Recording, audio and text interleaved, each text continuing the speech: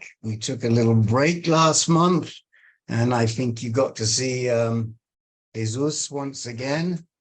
My friend Jesus. I hope you enjoyed that. Tonight we have a guest who has been well known to our dear producer, John Ivory, for many, many years since college. And he resides in Chicago, as does John Ivory. Some of you may have seen his writing and his poetry and what have you. And we're going to hear a lot more about that. And we are very happy to welcome Dan Barron. Come on in. Hello, Dan Barron. Thank you.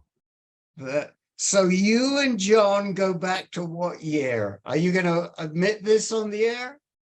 Let's just say last century. No, it was probably 1981. 1981? Yeah. Oh, you have more hair than he does now, though. Some of it's real. Yeah. I see. Did John have hair when you knew him? I said that's the thing with the 40 years of the past. I don't remember. Oh, I see. There were things John said we weren't allowed to talk about, but he never said we weren't allowed to talk about his hair. That was okay, so I'm just saying. Tell us how you knew, tell us how you and John got to know each other. Oh, we got to know each other in Champaign, I think, where we went to school, the University of Illinois. And we both applied to study abroad overseas in the University of Warwick in Coventry, England. And that's where we went to school, and I got to know him better there. And I don't want to spoil the whole story, but that's part of it. Oh, that's just part of the story. Yeah. So are you a Chicagoan?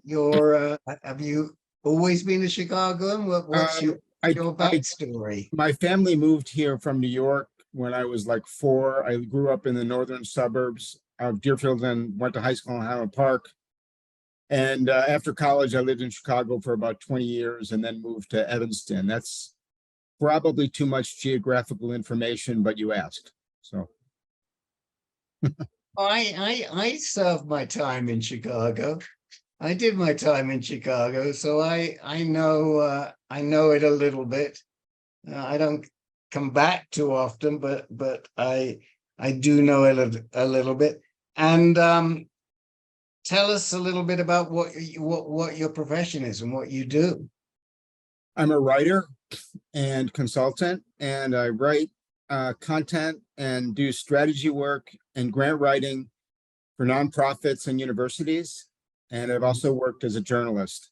I worked for a lot of nonprofit organizations in the Chicago area that focus on serving communities that really are underserved on different issues like public safety or housing or education and so on.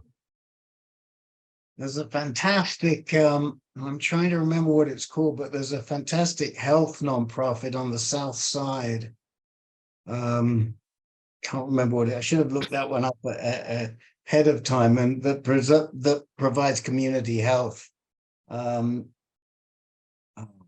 should have looked that one up ahead. I know that it's in some way, shape, or form the person who runs it is associated with the business school at the University of Chicago. They're also a doctor. Okay. I can't remember what it's called. That's never mind. And the health condition that we're going to focus on tonight is mental health, correct? Yep. And let's maybe be a little more exact. What you've lived with mental health issues since certainly since the time that you were in Warwick. Before that too, or did it really start at that time? I think it really started about a year or 14 months before I went to school at Warwick, really a year before, when I was in Champaign-Urbana. I have Mhm. bipolar disorder, and as I'll say in the story, had some depression when I was in Champaign, and then a manic episode when I was at Warwick. Mhm. Mhm.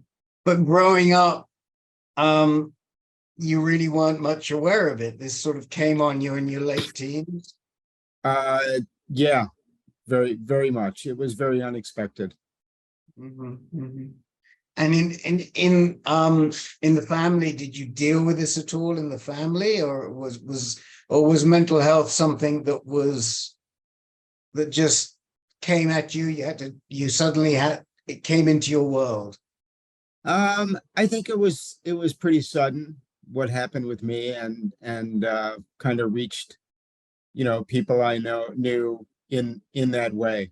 And I don't think there was, yeah, there was, it was very unexpected.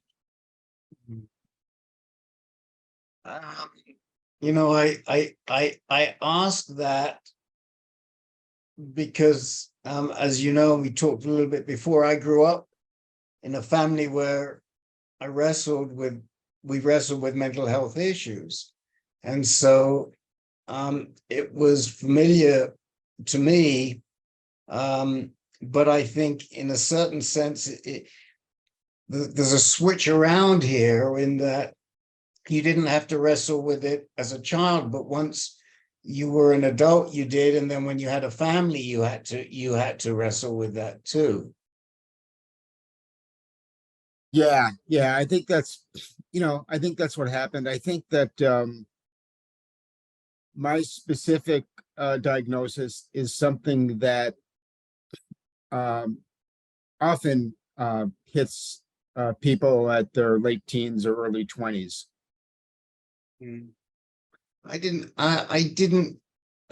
realize that. I mean, so it's fairly common to see the first episode of bipolar at that time.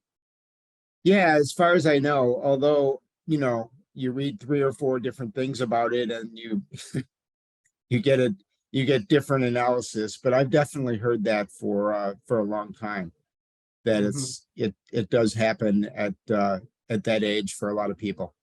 mhm, mhm, mhm.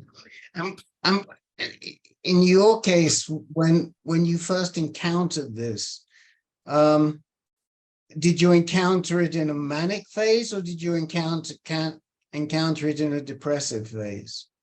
Well, that's a good question. But when I was in England, I had a manic episode. But a year before, when I was in Champagne, I had depression. And I think a lot of people look at this disorder and see that, it kind of cycles between the two. So Mhm, I always kind of connected the two, but that's what happened. I didn't have any kind of manic phase back in Champagne. I mean, I was an excitable 19-year-old kid, but I wasn't manic. And then I had this manic episode in England. And then after that happened, it kind of can swing back and forth very quickly So I at the don't same, want to get same time. ahead of ourselves into the story, but are you going to talk about these first episodes in your story, or should we can we talk about them now? Oh, I'm going to go right there. Okay. Well, maybe it might be a good time to launch into the first story. Maybe that happened to be a good segue into the first story. Okay, I will trust your judgment on the segue, and think we're ready to go. Okay. All right, thank you, Rick. Really appreciate it. I've watched some of the stories here, and you're really making it easier for people to tell their health stories. Um, People have told me that my story is a tough one, just like the stories many people tell about health, but it's good to be able to tell it. And I'm going to tell it like I'm going to share it with friends and family. The only difference is, if I was with family, my brothers would interrupt me while I'm talking. That's kind of a joke. I don't know. Anyway, kind of building on what we were talking about earlier when I was growing up, everything was fine. At least that's what we believed. Um, my family was together. I had 4 siblings, 2 brothers and 2 sisters. One of my brothers is my identical twin. And I just want to say, hi, Rob. Oh, you don't want to talk now. Okay. Just wanted to say hi, but we'll talk soon. I grew up in Deerfield, Illinois, an almost completely white suburb of Chicago, privileged. Everyone's plan was college, job, marriage, kids, house, grandkids, retirement. That's it. Then you die, I guess. The American dream. Of course, we didn't talk about things like death, illness, sex, unemployment, divorce. Nobody who we knew did talk about those things. My family, we laughed, we ate together, we celebrated holidays together. We got annoyed with each other, then we laughed and ate again. I knew that I was loved. My version of the American dream included a lot of sports watching and a lot of movie watching. If you asked me to name the World Series winners for the last 100 years, I could do it. Or if you, I could tell you about 50 great movies of the 1970s in great detail. Of course, those questions don't always come up when you're applying for jobs, but they should. Anyway, I started the college at the University of Illinois in 1980. I did well. I made friends. I studied English and history, tried to meet girls, listened to The Doors a lot, that cheerful music you may have heard before the show started. Wrote papers at 2 a.m. Then my sophomore year, I was lost. Suddenly, very depressed. I didn't know why. I had trouble getting out of bed, but I guess at college in the 1980s, nobody viewed that as an especially unusual behavior. But I didn't know who to talk to about it. I'd call my parents and my older brother. I saw a counselor a couple of times. That helped a little bit. My dad said to me one time that if things didn't get better, he'd come down there and get me. And I didn't like that. I stopped talking to him about it. I was depressed. I drank and smoked more weed than usual, but nobody seemed to notice. It's what many of us did. My deep depression lasted about 4 months. What next? I applied to study abroad in England. I remember interviewing for the study abroad program. I faked everything. I smiled, answered questions, looked people in the eye, and then somehow I got into the program. It was at the University of Warwick in Coventry. I had something to look forward to. I also grew a very, very thick beard, something to hide behind. I was feeling better. I didn't think that much about the tough times. That fall, I left for England. I thought that this would be a life-changing experience. It was great. I made friends, read poetry and Shakespeare. Yeah, I was lonely sometimes. Drank a few pints, got letters from home, wrote a lot of letters, took trips. I remember enjoying how a highly educated professor once berated students, British and Americans, for being too lazy to read a Shakespeare play that week. He was right. Later, I read it, and then I got standing room only tickets to see Macbeth in Stratford-upon-Avon with my roommate.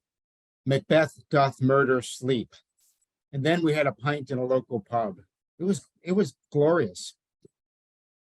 2 months later, I traveled in Europe. It was a thrilling trip. First, I stayed with a German friend who was at school with me in England. After a week with his family, I took a train by myself to Munich. I had never traveled by myself before in a foreign country. I visited the concentration camp memorial at Dachau. I'm Jewish, I'm very secular, but I wanted to bear witness. I wanted to see it. It was overwhelming, it was disturbing, but it was also exciting to be on my own. 2 days later, I turned 21 in Paris, where I met my friend Kevin from Illinois. Then Kevin and I and my friend Mike raced around France and Italy, eating, drinking, laughing, checking out the sights, taking trains. It was just an awesome trip. When I left Rome after our 2-week trip, I was totally exhausted. I was alone, had to go back to school. I had papers to write at school. I was feeling really sick. Yes, I was troubled by what I saw in Germany, but there was much more going on. I was also excited about, well, everything. And as soon as I got back, I read a letter from a sister who had gotten divorced after 4 months of marriage. That kind of thing had never happened in our family. I also had a real bad case of the flu or something, and I went to the student health service and got some meds, which helped. Then something happened that I hadn't expected at all. My thoughts were racing. I felt very sexual. I was very creative. I had tons of energy. I wrote a lot. I scribbled all over pages and pages, and I thought it was brilliant. I laughed a lot. I felt great. Hard to believe I'd been depressed only about a year before. Then on a Friday afternoon in a common area at school, I sat down and I wrote. There was a woman I had had 2 dates with in college, just lunch and dinner, and we'd ridden each other once. But I wrote her this incredibly passionate and romantic and highly charged and troubled letter. Incoherent. And I mailed it. I also wrote 5 or 6 friends. I had a paper due for my poetry class in England about a poem by John Keats. I wrote 15 pages handwritten about the first word of the poem, which was much. I handed the paper in. I thought it was brilliant. I felt like I was on some kind of magical drug. I ate an apple, including all of the seeds and the stem. Then back in my room, that night I talked with 3 women that I'd become friends with. I told them that I could make love to all of them at the same time. They had a front row seat to my life that day, and they were concerned. They left. I went upstairs to my room, tried to sleep. My roommate was not there at the time. For the next few hours, I could not sleep. My heart was pounding so fast. I thought I was having a heart attack. I was sweating. I thought I was dying. This went on and on and on throughout the night. It got worse and worse until I got out of bed and knocked on the door of one of the women I talked to. I told her I needed some help. Suddenly, I was in a hospital, laughing and crying, strung out in the middle of the night, not making sense. I couldn't stop talking. Soon, I was in an ambulance, going to another hospital. I was terrified. The next part I remember very clearly. When I got to the next hospital, a man and a woman, both dressed in white coats, each held on to one of my arms firmly and walked me to a room and held me down. Someone pulled down my pants and injected a needle into my backside. And that is when my terror peaked. Suddenly, I felt that I was no longer dying. I knew that I was dead. This was some kind of hell. I knew that I was dead.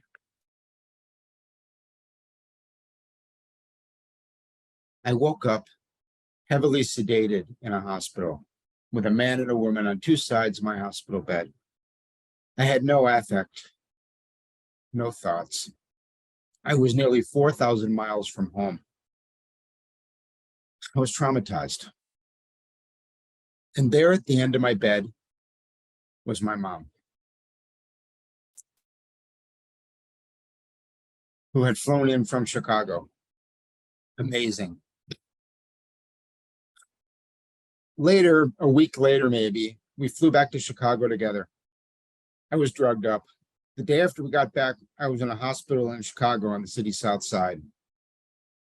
I knew it was a psychiatric hospital, and the floor I was on was wild, noisy, people struggling, chaos, a lot of staff. And I was one of the wildest of all, laughing, crying, scared, manic. After a couple of weeks, I told 2 young women I'd met that I was leaving. It was time to go back to England. I packed my suitcase. I was ready. I can still remember their faces and their names and the shock on their faces as I told them my plans. That day, my doctor diagnosed me as manic depressive, now known as bipolar disorder, and put me on lithium. I took blood tests every day at first to check the level of the medication in my system to make sure it was safe. At first, it made me dizzy and sick to my stomach, but then I got more used to it. That sounds easier than it was. It was tough. I had no idea about what would happen. But I did get better, slowly. I was now on a quieter floor.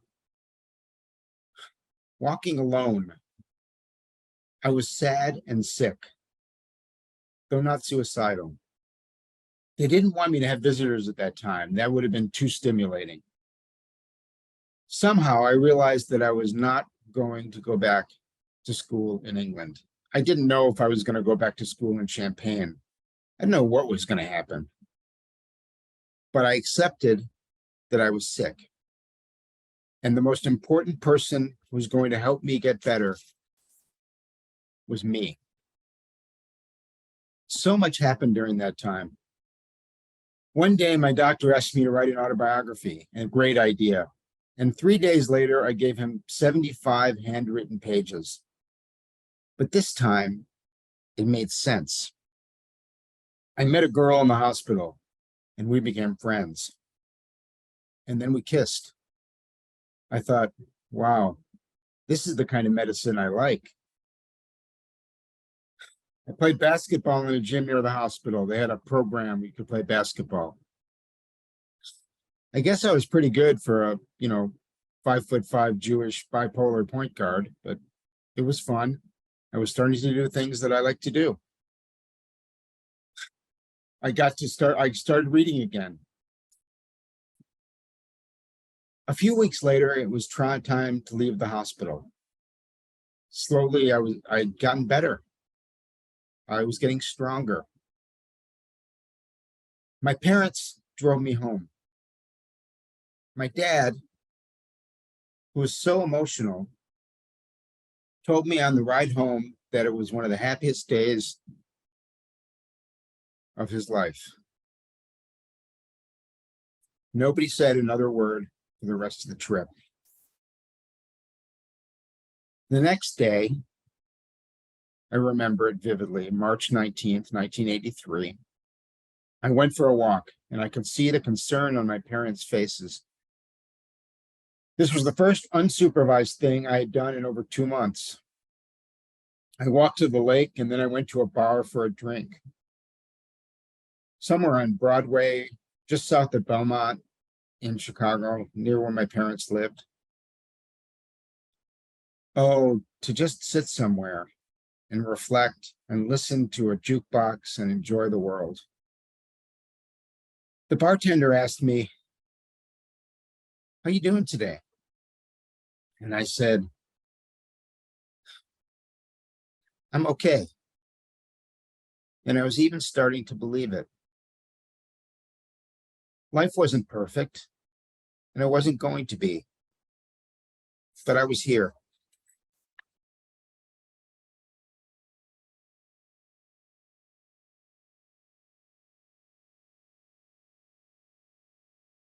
Whoa.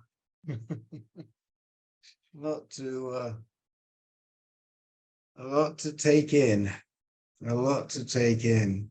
And how long was it between the time that you were hospitalized in Warwick and the time when you just finished that story? 2 months and 3 days. And I think 3 hours. Yeah, 2 months? It was 2 months and 3 days. Yeah. 2 months and 3 days. I'm curious about a lot of things. And I guess maybe start by asking you, about these meds, because I remember trying myself antidepressant meds in the 80s, and I couldn't tolerate them. I just felt like they put me in another space. So I'm very curious how you managed with the lithium. Did they ever have to adjust it? Or did it just become part of your existence? Did it change your existence? It's a good question. They started me at a higher dose, which actually, I don't know if this will be meaningful to people, but it was 2,400 milligrams. And as I said in the story, there were some pretty strong side effects. But I think that for my doctor, this was a pretty clear case, pretty clear diagnosis based on my behavior. And then they lowered it.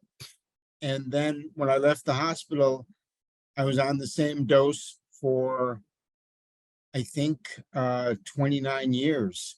And then when I hit 50, I was still on the same medication, but I guess the doctors explained to me that, you don't need the same amount of it when you're a certain age.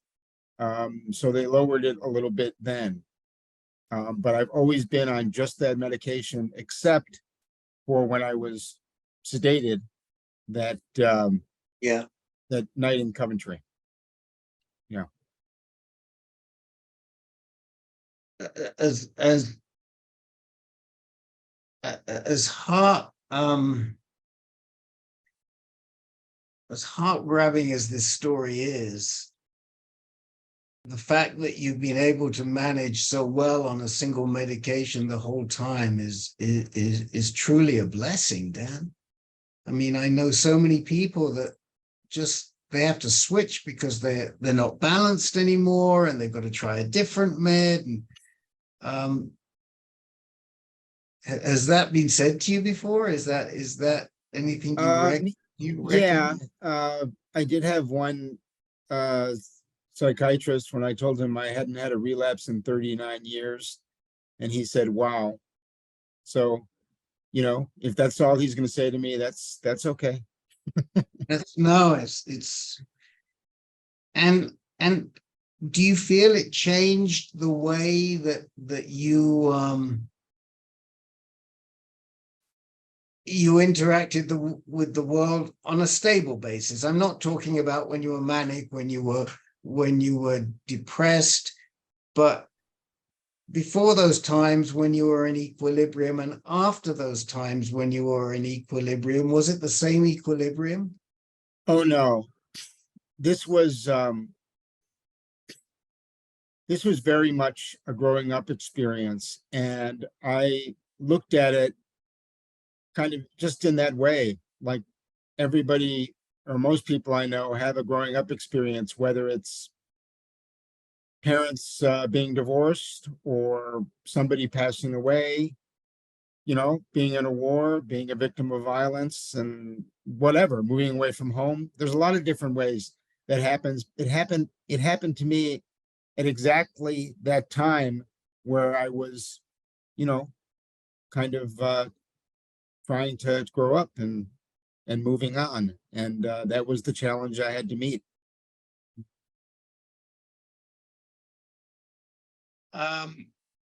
And your twin,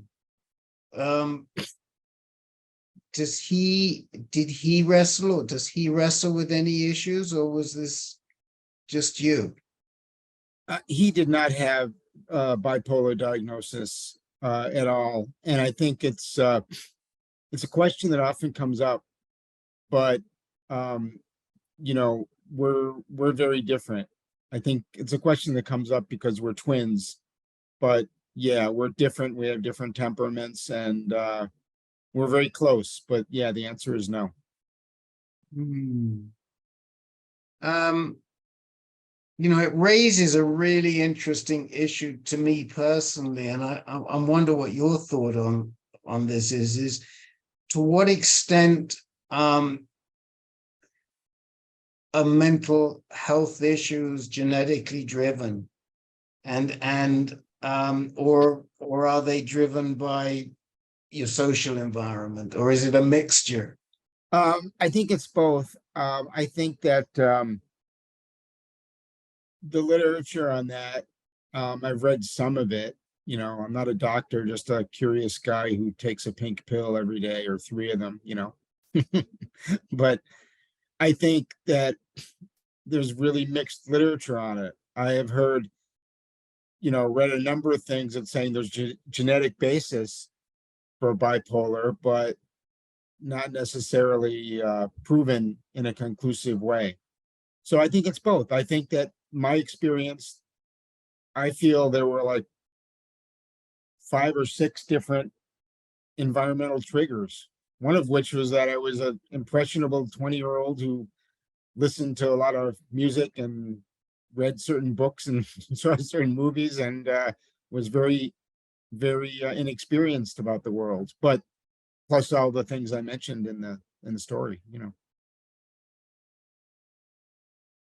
Yeah,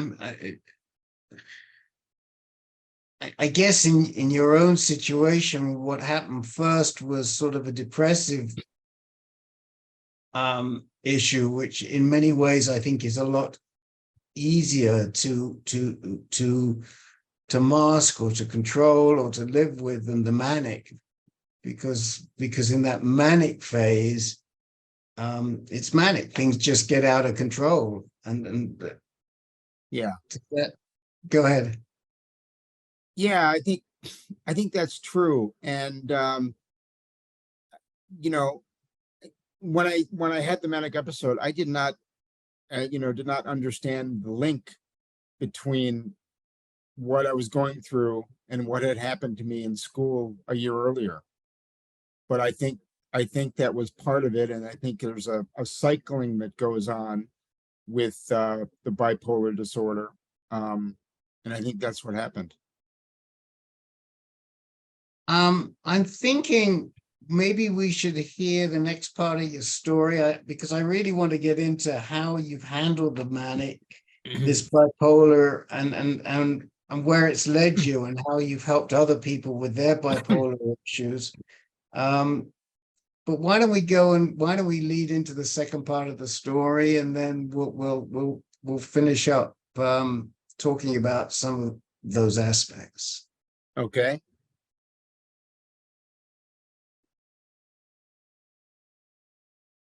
Okay, well, the first part of my bipolar journey was by far the most intense period of my life.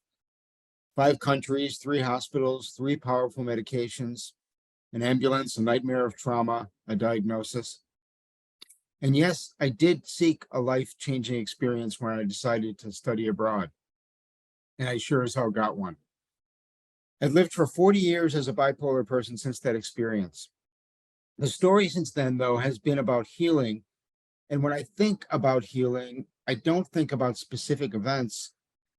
I think about people and my relationships with myself, my parents and siblings, my kids, partners, friends, sometimes people I work with, and the medical community. I learned a whole bunch of ways that I can help myself. The week I left the hospital, my doctor, who was an excellent doctor, said that when I get out, I shouldn't run around like a chicken with his head cut off. This from a highly respected doctor and leader in his field.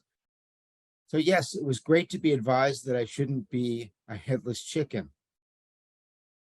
But no one in the hospital gave me practical advice about basic things like eating, sleeping, and exercise. I had to teach myself about those things. They all affect my mood, and I focus on them every day. Yeah, I'm the guy on the corner checking his phone to see how many steps he's taken that day. I walk 3 miles every day. I'm the guy who has oatmeal every morning. I even brought a small plastic bag of uncooked oats into a coffee shop in New York City once when I met my kid, Noah. I got some hot water and made my breakfast, and my kid said that this was such a dad thing to do. I don't know if that was a compliment. Still, Another key to my healing has been writing. I write in a journal regularly. I do it to remember joyous and sometimes tough things that happen, and as a way to better understand myself. I've also worked as a writer for 30 years, writing mostly about people in underserved communities, hundreds, even thousands of people who have been resilient in their lives. They've inspired me. People who have survived domestic violence, racism, war, and a lot more.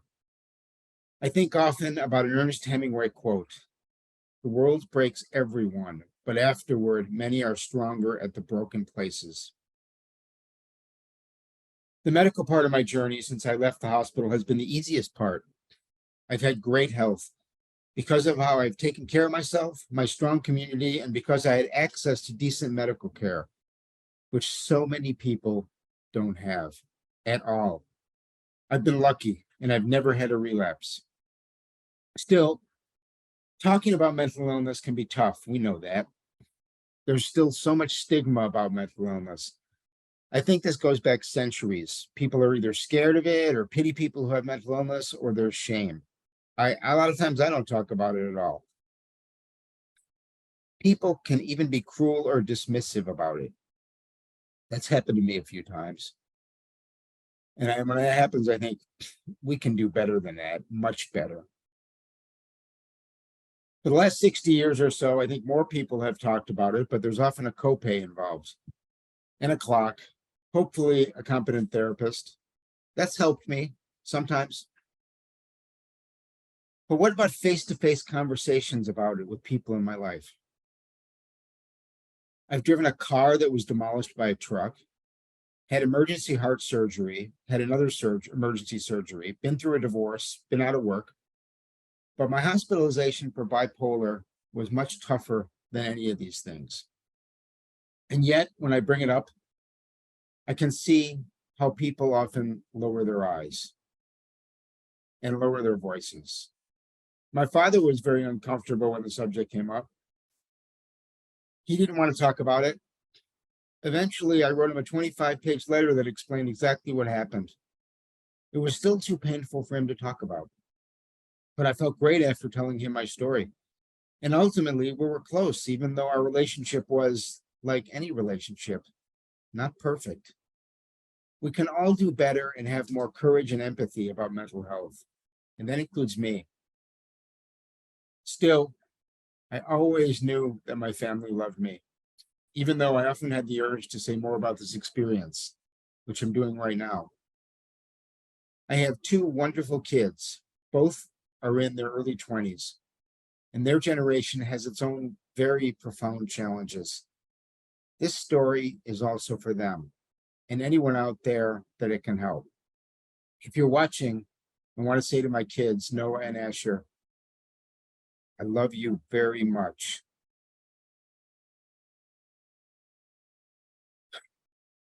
Talking about being bipolar has always been easier with friends. And I had a great group of friends when I went back to college and after that. It's tough to see friends face mental illness, of course, but traumatic when it happens in a family. Families and friends should both know more about ways they can help. So here's kind of a commercial. I'm a volunteer presenter for a group called the National Alliance on Mental Illness, which tries to fight stigma about mental illness and share stories of people who have it and families that are going through it. And people should seek out resources like this when they need help. What's really rare, at least in my experience, is when someone not only listens, but engages and asks good questions about my illness. That's a sign of trust. It means we can go here, and it does happen. It happened a few months ago with a woman I'm dating. She not only asked me good questions, but I got a drink out of it as well. My story started with trauma. I had a life-changing growing up experience that led to a daily commitment to live a healthy life. And now telling the story is a part of that. I think of where it started. with pages and pages of manic scribbles in another country. Then it became a handwritten autobiography I wrote in a hospital. Then a manuscript. I hope a couple publishers are listening, but we'll talk about that later. And now I'm sharing my story with you on this website and later on YouTube. Because telling this story is a way of saying it's real. And yes, we can definitely talk about it.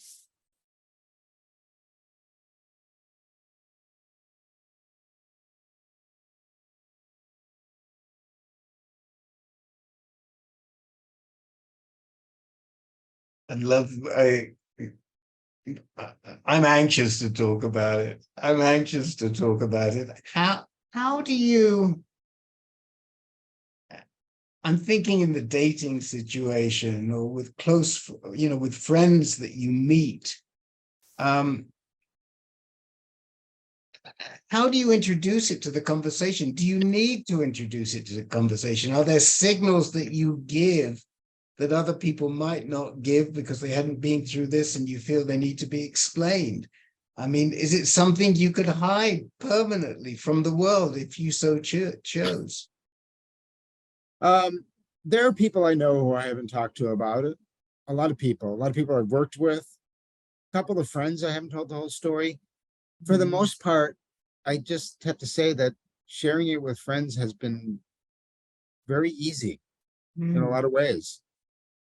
They're my friends, and I expect them to believe it and understand it. I think that as the years have passed, as I've met new people, I just made a decision about when I trusted somebody with that story. And sometimes, like in a dating situation, don't get to it at all. This is not somebody I'm going to be seeing, or they're not Right. going to be seeing me. But if I trust somebody, I tell them the story. And at this point, if they don't accept it, I move on. But people tend to get it once you talk about it. I think they really do, or they know somebody who's going through something Right. Something in their life that they can relate to it. Right. Do you, are people surprised? Are they shocked when they hear this story from you? Do they not see this as being Dan Barron today? I don't think they're shocked. I think people know that this goes on, but they're surprised. And when it tells to somebody for the first time, their ears are open. Their ears are open. It's not something that they're going to hear every day, But I'm fine with talking to people about it. It's just I like to make sure that there's a feeling of trust there.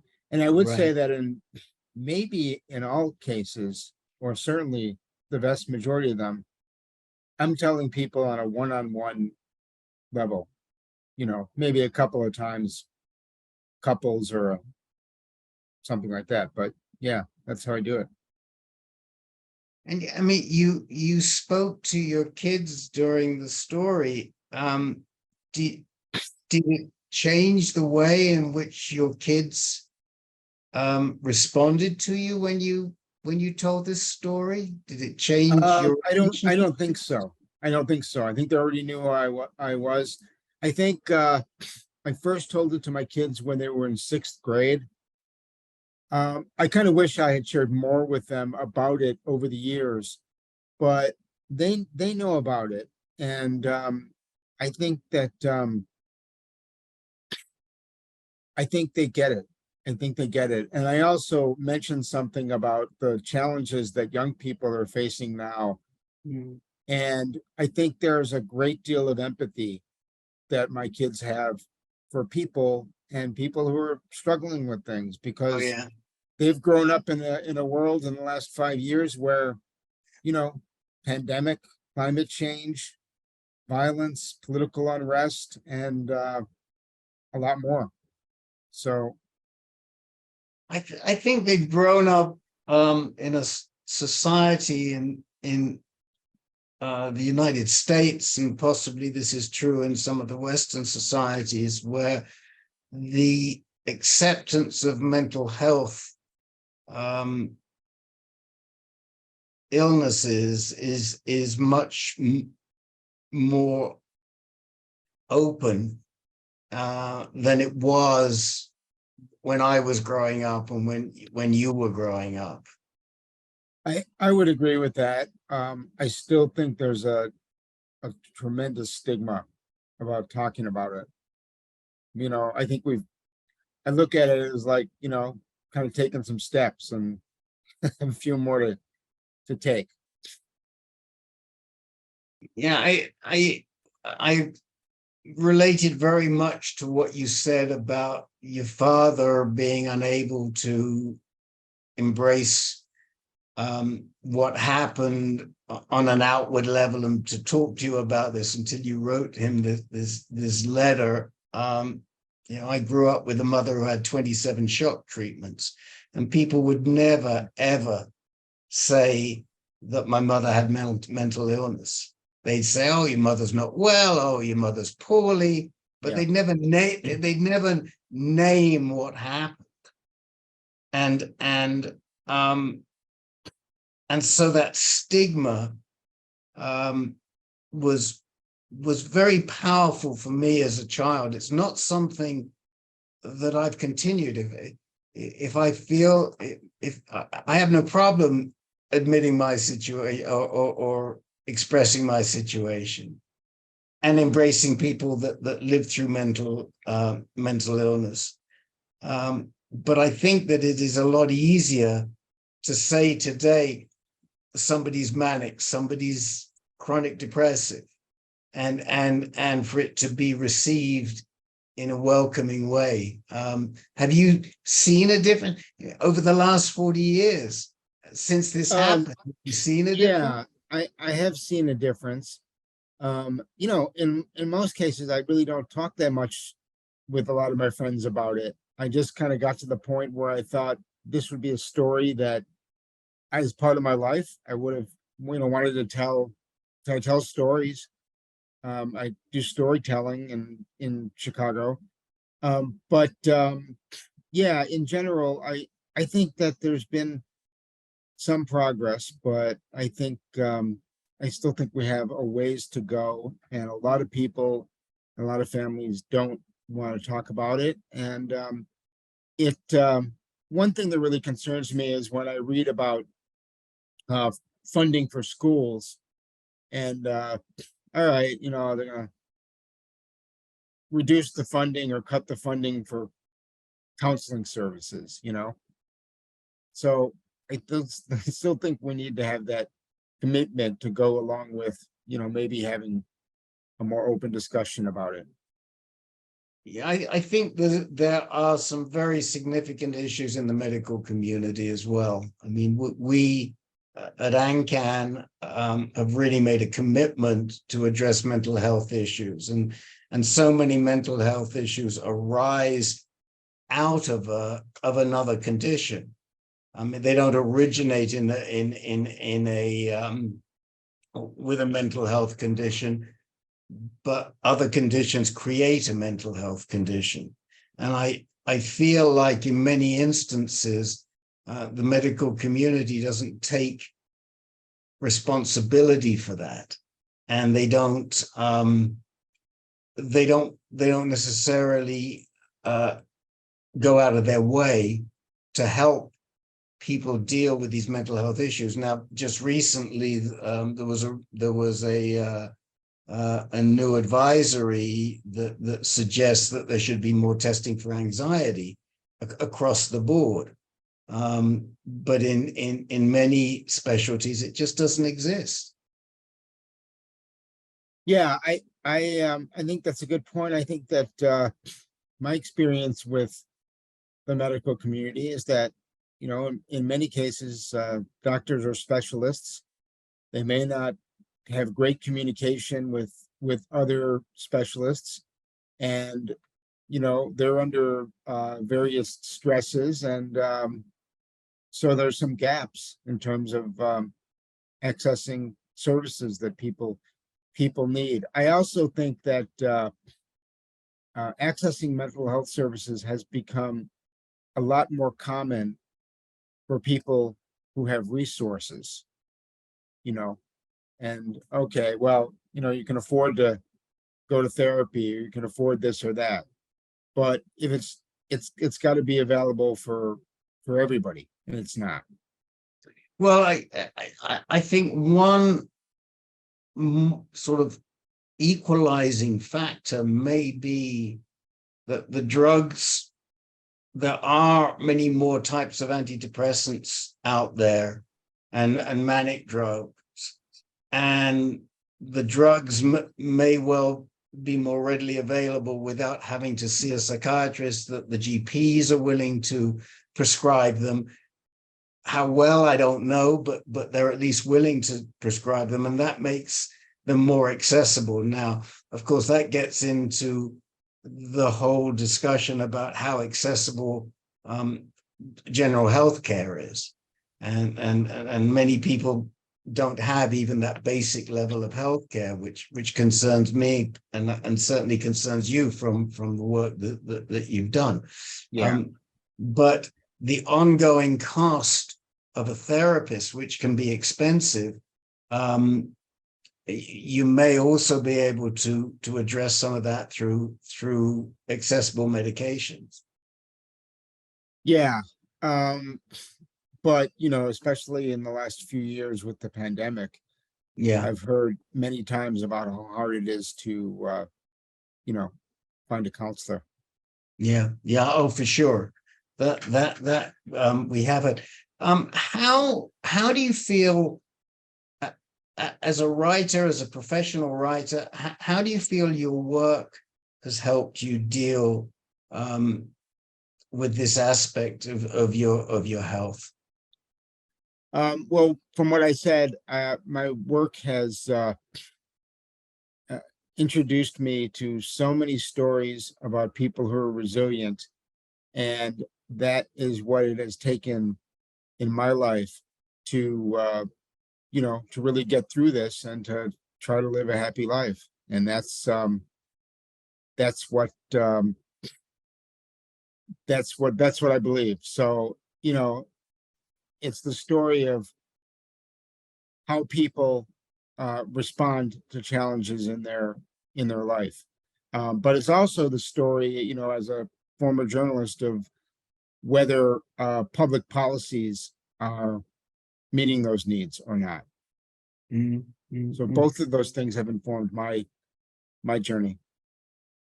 If anybody has any questions, by the way, now is the time to put them in the chat window so we can get them in. Have you ever considered an anthology of or a series of your own stories on or about people living with mental health issues?